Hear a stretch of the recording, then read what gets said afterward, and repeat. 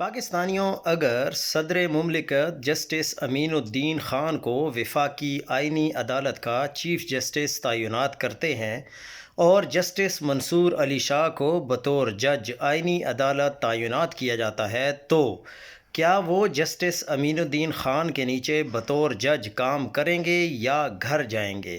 کیونکہ مجوزہ آئینی ترمیم میں انکار کی گنجائش نہیں رکھی گئی۔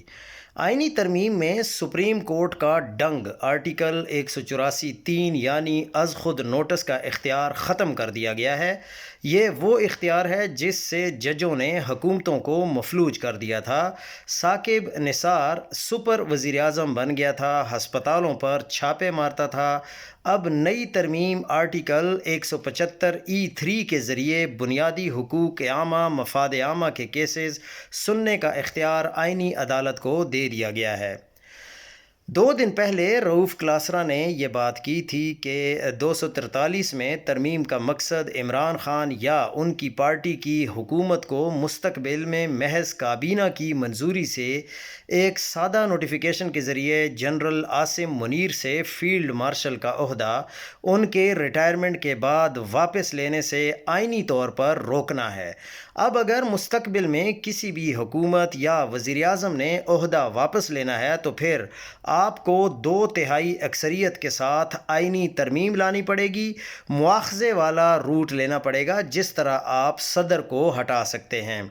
بڑے بھائی نواز شریف نے سول ملٹری توازن برقرار رکھنے کے لیے جنرل مشرف کو آرمی چیف کے ساتھ ساتھ chairman joint chief of staff committee بھی بنا دیا تھا، لیکن 1 سال بعد ہی اکتوبر 1999 میں دھڑن تختہ ہو گیا۔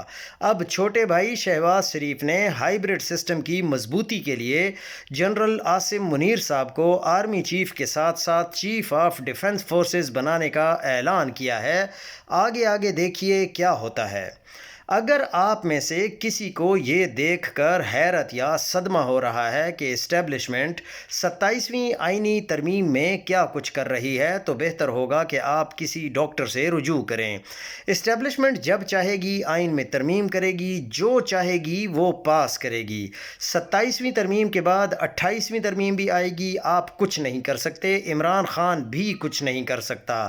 اس کے پاس کوئی جادوانی طاقت نہیں ہے، اس کی واحد طاقت اس کے لوگ تھے، لیکن اسے پتہ نہیں تھا کہ پاکستانی قوم کس طرح کی قوم ہے اور یہ کیسے زندگی گزارنا پسند کرتے ہیں۔ جس طرح 26ویں ترمیم کے وقت ہوا، عمران خان صرف ایک آخری پکار دے سکتا ہے، کرو یا مرو، اور عوام سے اپیل کر سکتا ہے کہ اسلام آباد کی طرف مارچ کریں، مگر 25 کروڑ میں سے صرف 10 سے 20 ہزار لوگ آئیں گے اور شام کو گھر چلے جائیں گے۔ آپ سوشل میڈیا پر کرتب دکھاتے رہیں اور اسٹیبلشمنٹ 27ویں ترمیم منظور کر کے 28ویں ترمیم کا مسودہ تیار کرنے پر لگ جائے گی۔